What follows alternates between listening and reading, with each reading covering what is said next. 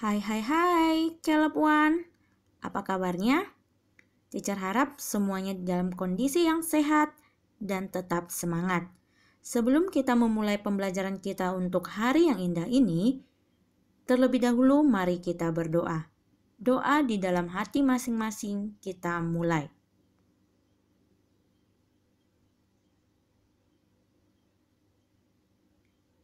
Amin, doa selesai.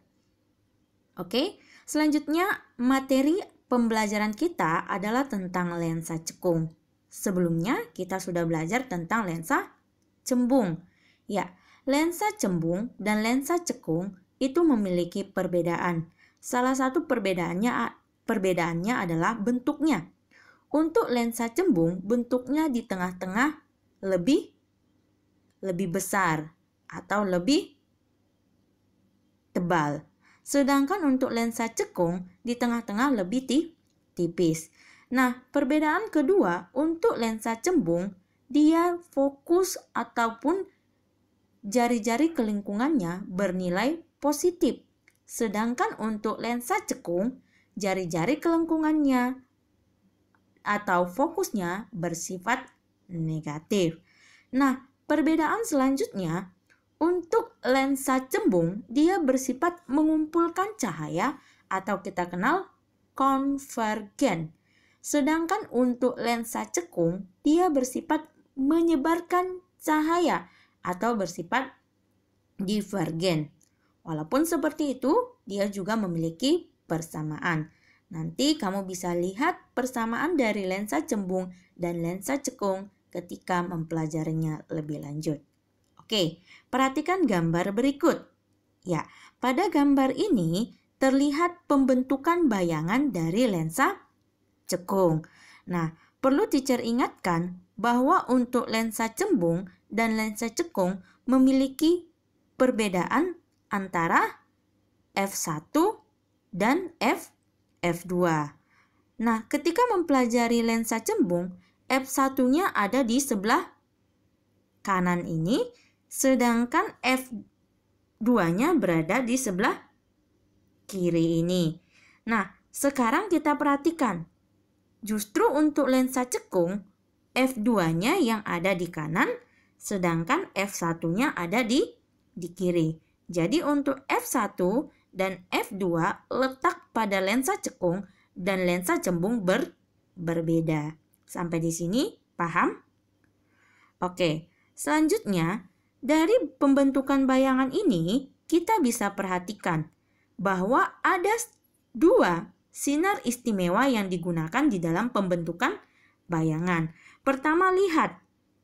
Ketika benda diletakkan di antara dua f1 dan f1 atau diletakkan di antara jari-jari kelengkungan, karena f2 f1 sama dengan jari-jari kelengkungan.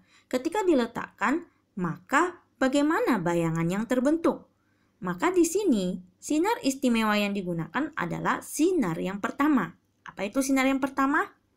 Ya, sinar datang, perhatikan ini sinar pertama. Sinar datang sejajar dengan sumbu utama, lalu dibiaskan, lihat yang tanda titik-titik ini, dibiaskan seolah-olah datang dari titik fokus pertama. Nah, ini biasnya. Oke. Kemudian sinar yang selanjutnya, kita gunakan sinar yang ketiga. Apa itu sinar yang ketiga? Sinar datang yang melalui titik pusat.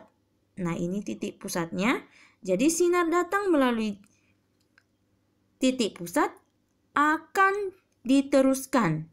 Nah, dari sini kita akan melihat adanya perpotongan. Perpotongan itulah yang akan membentuk bayangan. Jadi ini perpotongannya. Jadi kita bisa gambar bayangannya. Nah, dari sini akan kita dapatkan sifat bayangan. Bagaimana sifat bayangan? Kita lihat. Ini f1 ini adalah depan lensa. Sedangkan ini adalah belakang lensa. Ketika bayangan di depan lensa, berarti di f1 sifatnya akan maya. Bagus.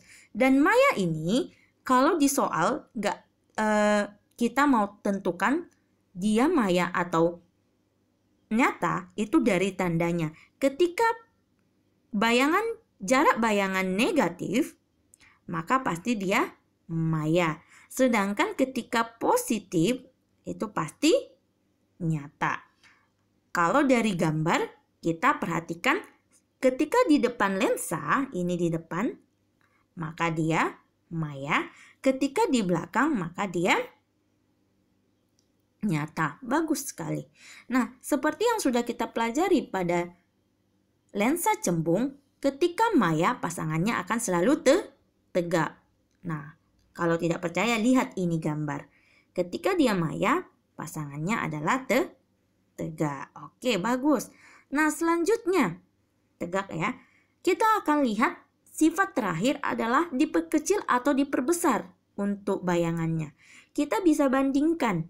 Ketika bendanya jauh lebih besar, maka dia diperkecil.